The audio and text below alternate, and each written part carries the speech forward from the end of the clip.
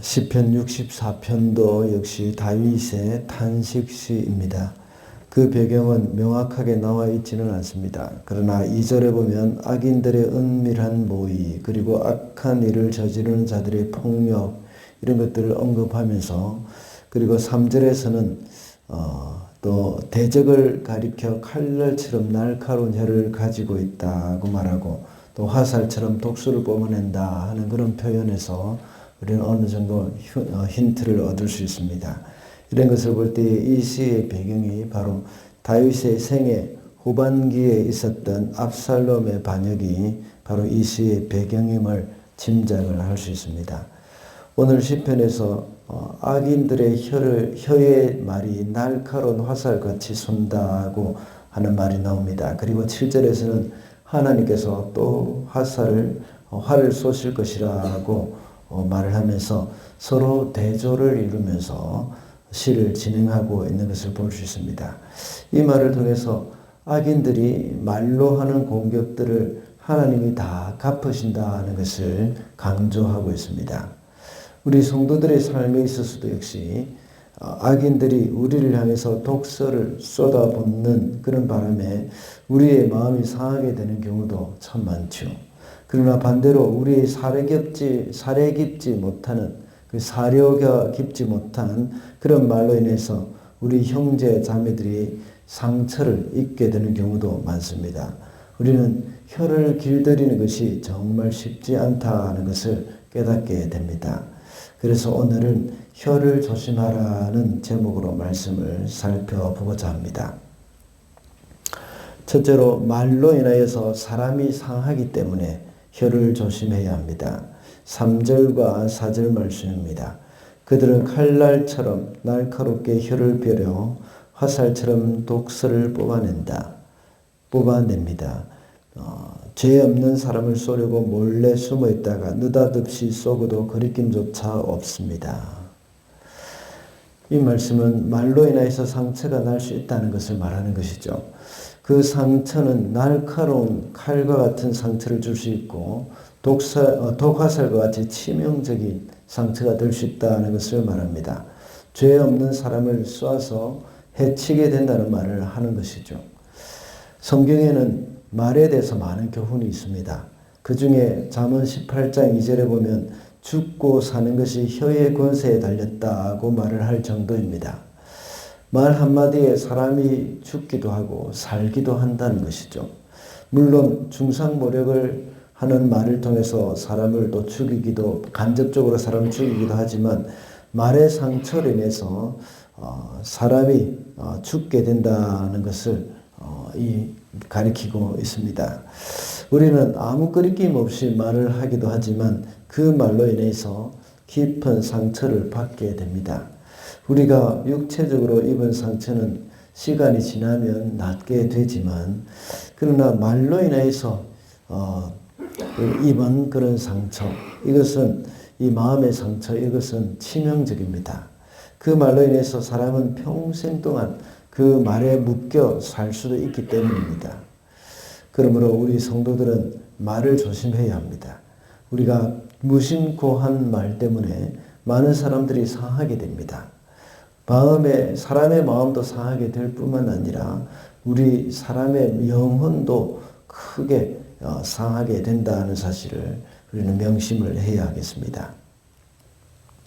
둘째로 말은 마음의 표현이기 때문에 우리의 혀를 조심해야 합니다. 6절 말씀입니다. 그들이 악을 꾀하고 은밀하게 음모를 꾸미니 사람의 속마음은 참으로 알 수 없습니다. 악인들의 모습이 바로 이와 같다는 것입니다. 사람의 속마음을 알 수 없다고 시인은 말하고 있습니다. 왜냐하면 악인들은 겉으로는 아닌 것처럼 행동을 하지만 이 마음은 악한 음모를 꾸미고 있기 때문입니다. 그래서 겉으로 볼 때 그 사람의 속마음을 알 수 없다는 말을 하고 있습니다. 압살롬은 아버지를 위하는 척을 했지만 은밀하게 반역을 했고, 또 아히도벨도 역시 다윗의 친구였으나 그를 배반하고 압살롬 편에 섰기 때문입니다.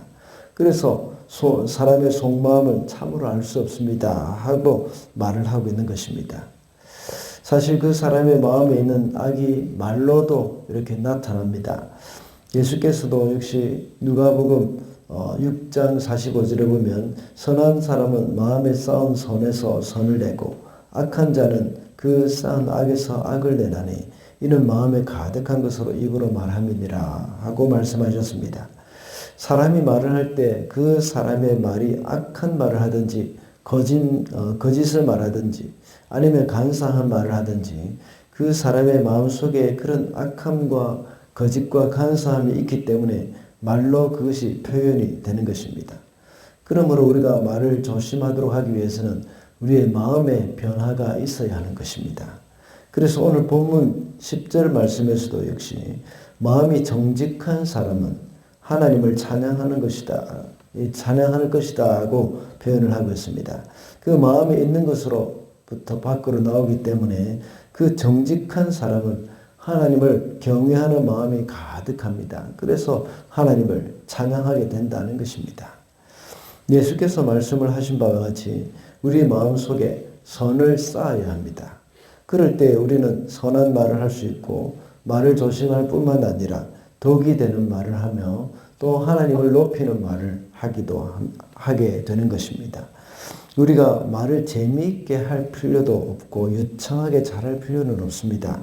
그러나 중요한 것은 바로 하나님 앞에 정직하게 말을 하는 겁니다. 대부분 사람들은 말을 재미있게 하려 하다 보면 실수를 할 때가 많고 또 농담을 하려고 하다가 상처를 주는 경우가 있습니다. 그러므로 우리는 우리의 재치를 나타내기보다는 겸손하게 주님을 드러내는 그런 삶을 살아야 하겠습니다.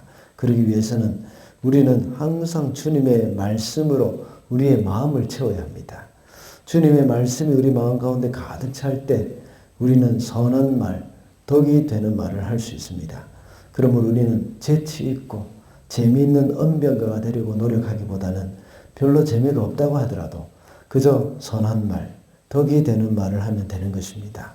왜냐하면 사람들이 생각하기 때문에 생각하기에 따분하게 느껴질 수도 있어도 그렇게 생각이 사람들은 할 수 있어도 하나님이 인정하면 되는 것이기 때문입니다.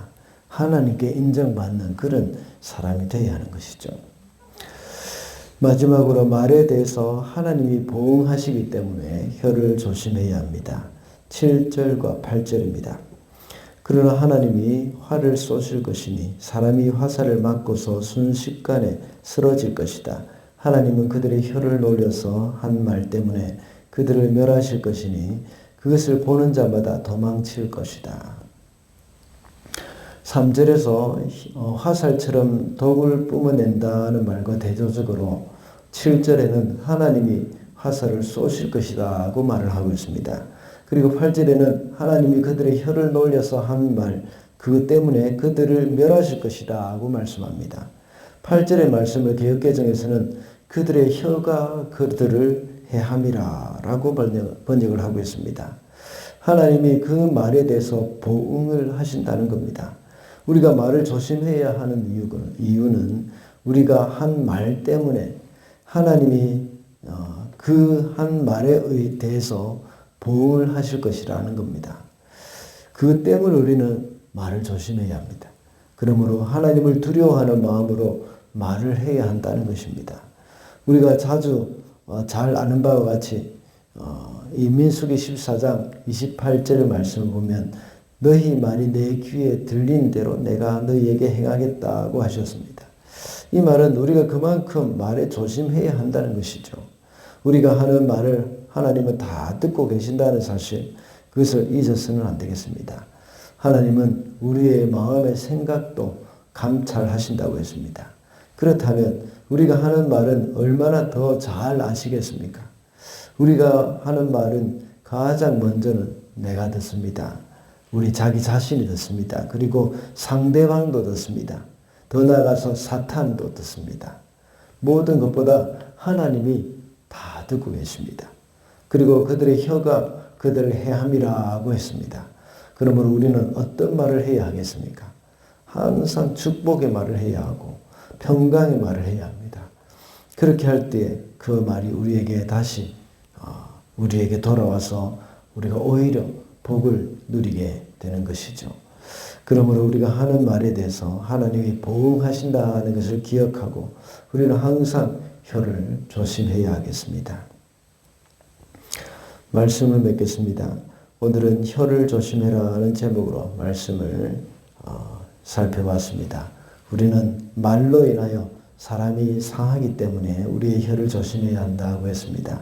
그리고 우리의 말은 마음의 표현이기 때문이며 또한 우리의 말에 대해서 하나님이 보응하시기 때문이라고 했습니다.